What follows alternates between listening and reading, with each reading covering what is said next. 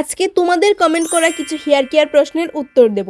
Question number 1 হচ্ছে সামিয়া আক্তার সিথি বলেছে যে আমি স্মুথনিং করতে চাই, করা কি ঠিক হবে? দেখো, স্মুথনিং করতে পারো, তবে এটা কেমিক্যাল ট্রিটমেন্ট, এটা চুলকে স্মুথ আর ম্যানেজেবল দেখাতে হেল্প করে।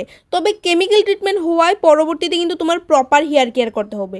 সেকেন্ড কোয়েশ্চেন হলো নৌরিন নুহা বলেছে, আপু স্ট্রেট করা বাঁকা চুল ঘরোয়া উপায়ে সোজা করার উপায় আছে? না, ঘরোয়া উপায়ে পার্মানেন্টলি চুল সোজা করা যায় না, তবে কিছু হেয়ার মাস্ক বা কন্ডিশনিং ট্রিটমেন্ট চুলকে একটু স্মুথ, সফট আর ম্যানেজেবল দেখাতে হেল্প করে। থার্ড কোয়েশ্চেন হলো তানজিনা মৌ, আপু রিবন্ডিং হেয়ারে কি টিস্যু ইউজ করা যায়?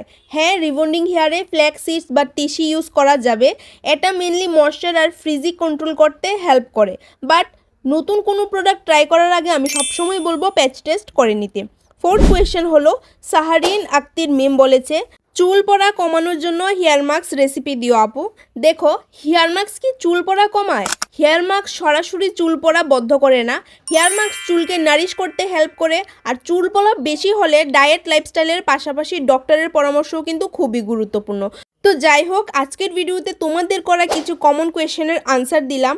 আরও প্রশ্ন থাকলে কমেন্ট করো, নেক্সট পার্ট নিয়ে আসবো। আর ভিডিওটাতে একটা লাইক করে দিও, আমাকে ফলো করে পাশে থেকো। আজকের জন্য এটুকুই, টাটা।